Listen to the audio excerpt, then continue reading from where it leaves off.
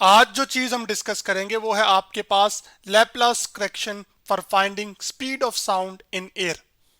इससे पिछले लेक्चर में हमने ये जाना था कि जो न्यूटन था उसने स्पीड ऑफ साउंड कैलकुलेट की एयर के अंदर, तो वो जो स्पीड निकल कर आई वो असल में 280 मीटर पर सेकंड आई, जबकि जब उसको एक्सपेरिमेंटली मेजर किया गया तो वो असल में 332 मीटर पर सेकंड थी। इसका मतलब ये था कि आपके पास जो थ्योरेटिकल रिजल्ट्स हैं वो असल में एक्सपेरिमेंटल रिजल्ट्स के साथ मैच नहीं कर रहे। तो फिर हम यहां से यूं भी अखज कर सकते हैं कि असल में आपके पास जो न्यूटन ने अजम्पशन की थी आइसोथर्मल कंडीशन की, कि आपके पास जो साउंड वेव्स हैं जो कि कंप्रेशन और रेलफेक्शन की फॉर्म में ट्रेवल करती हैं, उनमें जो टेम्परेचर था वो कांस्टेंट रहता था न्यूटन्स के मुताबिक। इस अजम्पशन की वजह से आपके पास कैलकुलेशन जो है वो मैच नहीं कर रही थी। तो फिर आपके पास लैपलेस एक साइंटिस्ट था, उसने न्यूटन के पॉइंट ऑफ व्यू को रिजेक्ट किया जो थर्मल कंडीशन को, और उसने ये कहा कि आपके पास जब साउंड वेव्स एयर में ट्रेवल कर रही होती हैं तो एक्चुअली आपके पास एक एडियाबैटिक प्रोसेस हो रहा होता है जिसमें ना तो कोई हीट इंटर कर रही होती है और ना ही कोई हीट लीव कर रही होती है। और इस चीज का उसने दूसरा काउंटर या आर्गुमेंट ये भी पेश किया कि चूंकि air poor conductor of heat है, इस वजह से ना ही तो हीट इंटर करेगी ना ही कोई आपके पास हीट जो है वो लीव करेगी। आपके पास ऐसे प्रोसेस को असल में हम क्या कहते हैं, एडियाबैटिक प्रोसेस। तो अब इसी एडियाबैटिक प्रोसेस की मदद से असल में आज हम स्पीड ऑफ साउंड ड्राइव करेंगे। तो अब जैसे कि आपके पास बॉयल्स लॉ के मुताबिक प्रेशर और वॉल्यूम का जो प्रोडक्ट है वो हमेशा क्या होता है, वो कांस्टेंट होता है, और इसी से असल में न्यूटन्स ने स्पीड ऑफ साउंड को ड्राइव किया था क्योंकि वो आइसोथर्मल कंडीशन कंसीडर कर रहा था। तो इसी तरह जो लैपलेस करेक्शन है उसके अंदर लैपलेस ने ये माना कि आपके पास जो साउंड ट्रेवल कर रहा है वो असल में एक एडियाबैटिक प्रोसेस के थ्रू ट्रेवल कर रहा है जिसमें ना तो कोई हीट इंटर हो रही है और ना ही लीव हो रही है। तो यहां पर एडियाबैटिक प्रोसेस की वजह से एक आपके पास इंपॉर्टेंट रिजल्ट आता है, और वो इंपॉर्टेंट रिजल्ट यह है कि जो प्रेशर जो कि P है आपके पास और वॉल्यूम जो कि V है, raise to the power some constant जिसको हम गामा कह रहे हैं, वो असल में किसी कांस्टेंट K के बराबर होगा एडियाबैटिक प्रोसेस के लिए। अब इस इक्वेशन की हम डेरिवेशन में तो नहीं जाएंगे कि किस तरह से हासिल हुई, लेकिन एक ओवरव्यू की तरह से आप यूं समझ सकते हैं कि आपके पास आपने फर्स्ट लॉ ऑफ थर्मोडायनामिक्स और internal energy of ideal gas का इस्तेमाल करके आप एडियाबैटिक प्रोसेस के लिए ये एक खास मैथमेटिकल फॉर्म क्या कर सकते हैं, हासिल कर सकते हैं। जबकि फर्स्ट लॉ ऑफ थर्मोडायनामिक्स क्या कहता है कि आपके पास energy can not be created और डिस्ट्रॉयड, यानी कि एनर्जी को ना तो आप क्रिएट कर सकते हैं ना ही आप उसे खत्म कर सकते हैं, बस आप उसे एक फॉर्म से दूसरी फॉर्म में ट्रांसफॉर्म कर सकते हैं। जबकि internal energy of gas, ideal gas से मुराद असल में उस गैस के अंदर जो मौजूद तमाम पार्टिकल्स हैं उनकी काइनेटिक एनर्जी की है। तो जितनी असल में kinetic energy of the gas particles असल में ज्यादा होगी उतनी इंटरनल एनर्जी भी ज्यादा होगी। जितनी average kinetic energy of the gas particles कम होगी उतनी इंटरनल एनर्जी भी कम होगी। एवरेज इस वजह से कह रहा हूं क्योंकि लार्ज नंबर ऑफ पार्टिकल्स होते हैं, इस वजह से आप हर एक पार्टिकल की काइनेटिक एनर्जी डिटरमिन नहीं कर सकते, तो आप एवरेज की बात करते हैं। अब यहां पर इस रिलेशन के अंदर आपके पास ये जो गामा है इसको एक्चुअली एडियाबैटिक इंडेक्स कहते हैं, और ये जो एडियाबैटिक इंडेक्स है ये हम यूं डिफाइन करते हैं कि ये आपके पास असल में रेशियो है specific heat at constant pressure, जिसको हम डिनोट करते हैं Cp के साथ, divided by specific heat at constant volume जो कि Cv से डिनोट होती है। तो चलिए आपकी आसानी के लिए लेबल भी कर लेते हैं कि Cv क्या है, आपके पास specific heat at constant volume, जबकि Cp specific heat at constant pressure. तो specific heat at constant pressure का मतलब यह है कि अगर आपके पास एक गैस हो, जैसे कि मिसाल के तौर पर एयर में आपके पास गैस पार्टिकल्स मौजूद हैं, तो 1 किलोग्राम की गैस का 1 डिग्री सेंटीग्रेड या 1 केल्विन टेम्परेचर बढ़ाने के लिए जो एनर्जी चाहिए होगी या हीट चाहिए होगी, असल में उसी को कहते हैं specific heat at constant pressure. लेकिन ये हीट आपने सप्लाई करनी है कांस्टेंट प्रेशर पे, यानी कि प्रेशर तब्दील नहीं होना चाहिए। जबकि specific heat at constant volume का क्या मतलब है कि 1 किलोग्राम की सब्सटेंस को आपने 1 केल्विन टेम्परेचर इंक्रीज करना है, लेकिन उसका वॉल्यूम क्या रखना है, कांस्टेंट, यानी कि वो तब्दील नहीं होना चाहिए। तो ऐसी हीट को हम क्या कहते हैं, specific heat at constant volume. तो अब हम आगे बढ़ते हैं। तो हम शुरू में मानते हैं कि आपके पास ये जो साउंड वेव्स असल में ट्रेवल कर रही हैं एयर के अंदर, तो जो शुरू में प्रेशर है वो असल में है आपके पास P, और P प्रेशर पर जो वॉल्यूम गैस यानी कि एयर के अंदर जो पार्टिकल्स मौजूद उन्होंने ऑक्यूपाई किया है वो V है। फिर आप क्या करते हैं कि आप प्रेशर को P से बढ़ा देते हैं डेल्टा P तक, यानी कि प्रेशर में चेंज आता है डेल्टा P का, यानी कि इसमें इतना प्रेशर इंक्रीज होता है।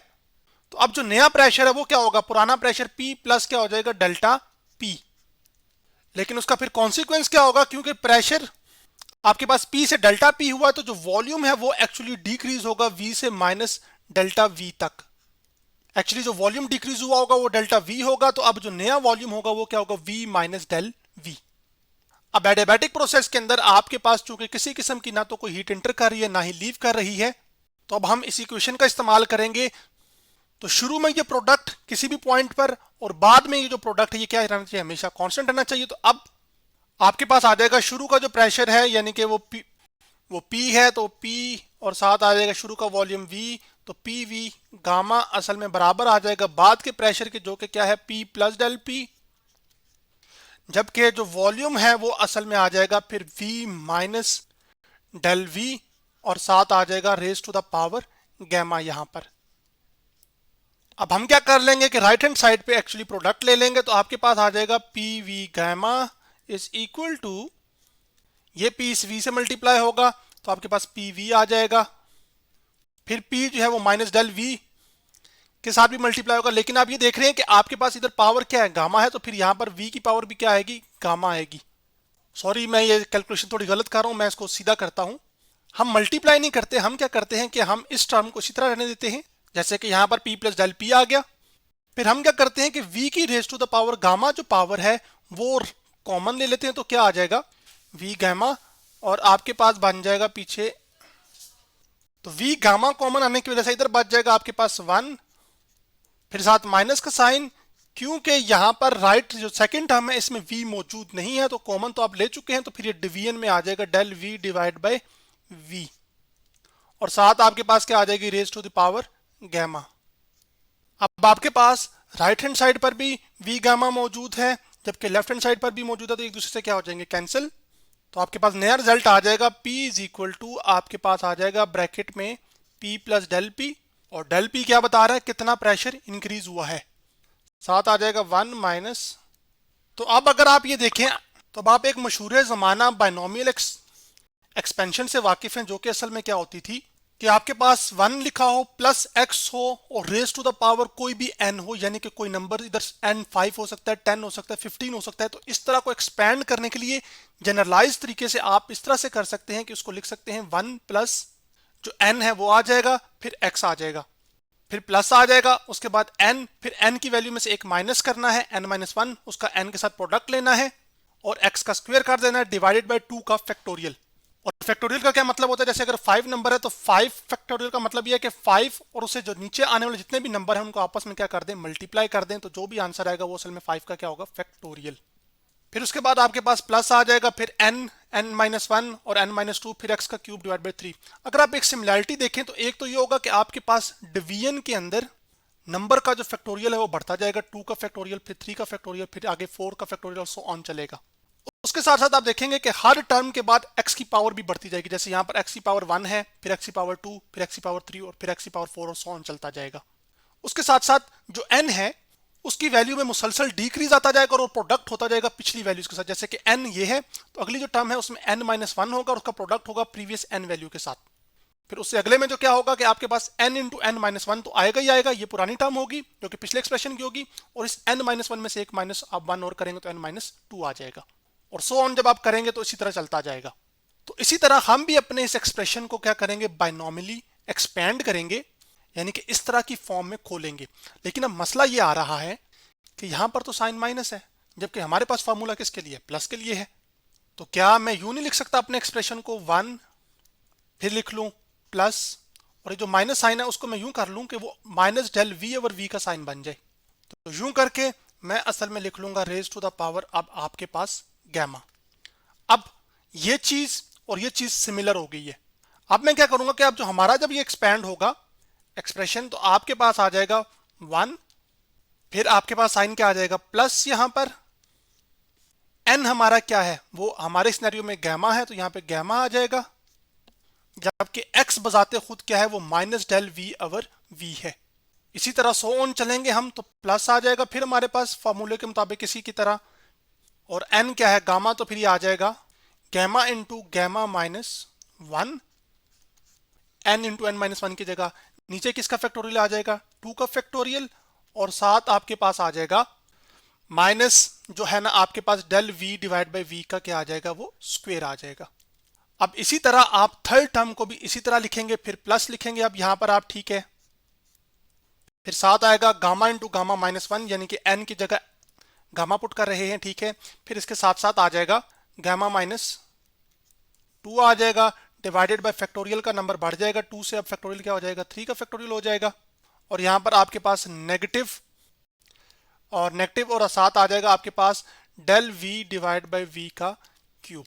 तो अब आपके पास ये बात आपने ध्यान में रखनी है कि आपके पास किसी भी नेगेटिव नंबर का स्क्वायर क्या होता है, पॉजिटिव होता है। लेकिन अगर नेगेटिव नंबर की पावर ऑड हो 3, 5, 7, 9, तो उसकी वजह से सारे साइंस इधर माइनस आते जाएंगे, ठीक है। तो वो माइनस प्लस इधर क्या हो जाएंगे माइनस। इसका मतलब है कि हर वो टर्म जिसमें आपके पास x की पावर ऑड होगी उसमें एक साइन इधर क्या आता जाएगा, वो प्लस की बजाय किस में चेंज होता जाएगा, माइनस में। और जहां इवन पावर होगी x² x की पावर 4, तो उसके साइन इससे चेंज नहीं होंगे, तो आपके पास ये एक्सप्रेशन आ जाएगा। लेकिन अभी हमारी डिस्कशन का हिस्सा नहीं है, हमने सिर्फ एक्सपैंड करना था और वो मैंने एक्सपैंड करना आपको सिखा दिया है। एक्सपैंड करने का मतलब है यहाँ पर खोलना, ठीक है। तो अब ये आगे सोन चलता जाएगा जितनी भी रेज टू द पावर चल जा रही है। तो अब हम क्या करेंगे कि हम जो है ना, वो जब इसको एक्सपैंड किया तो हम असल में आपके पास इस लीनियर ऑर्डर तक टर्म रखेंगे, यानी जिसमें x की पावर, जैसे कि x है ना वेरिएबल, तो x की पावर जिस सिनेरियो के अंदर 1 हो उसको हम कहते हैं कि लीनियर ऑर्डर तक टर्म को रखना। अब यहाँ पर ये हमने x की जगह वैल्यू पुट की हुई है ना, तो ये x के है तो ये क्वाड्रेटिक टर्म है। तो जो हायर ऑर्डर टर्म्स हैं ये सारी की सारी, ये वाली सारी की सारी क्या है, ये असल में आपके पास हायर ऑर्डर टर्म्स हैं। तो इन हायर ऑर्डर टर्म्स को हम क्या कर देंगे, निगलेक्ट कर देंगे। क्यों निगलेक्ट करेंगे, क्योंकि वॉल्यूम में जो डिक्रीज आया होगा वो असल में डेल v है ना, छोटा डिक्रीज आया है। तो अब छोटे नंबर का जो स्क्वायर है वो और छोटा हो जाएगा, फिर जब उसी छोटे नंबर का क्यूब करेंगे बाद में तो वो और छोटा निकलेगा, फिर पावर 4 भी करेंगे तो और छोटा निकलेगा। तो इन द एंड आपके पास इन सब को मिला के जो सम करेंगे तो तब भी रिजल्ट असल में क्या आएगा, वो बहुत छोटा आएगा। इस वजह से आप इन टर्म्स को निगलेक्ट कर सकते हैं। एक दूसरी वजह यह भी है कि छोटा डिक्रीज आ रहा है वॉल्यूम के अंदर या चेंज आ रहा है और नीचे नंबर बड़ा है, तो ये फ्रैक्शन असल में और छोटी कर देगी। यानी कि ऊपर आपके पास 0.2 हो और नीचे 5 हो, फिर उनके स्क्वायर्स भी हो, तो ये असल में आपके पास फिर क्यूब भी आ रहा हो, फिर पावर 4 भी आ रहा हो, तो ये रिजल्ट्स ओवरऑल और छोटे होते जाएंगे। इस वजह से इनको आप निगलेक्ट कर सकते हैं। लेकिन इन टर्म्स को हम क्या करेंगे, रखेंगे। तो इसको कहते हैं लीनियर एक्सपेंशन करना। अब हम क्या करेंगे कि हम ये जो वैल्यू है, ये वाली 1 प्लस गैमा और ये वाली चीज, ये यहाँ पर इसकी जगह क्या कर देंगे, सब्स्टिट्यूट कर देंगे। तो आपके पास आ जाएगा p इंटू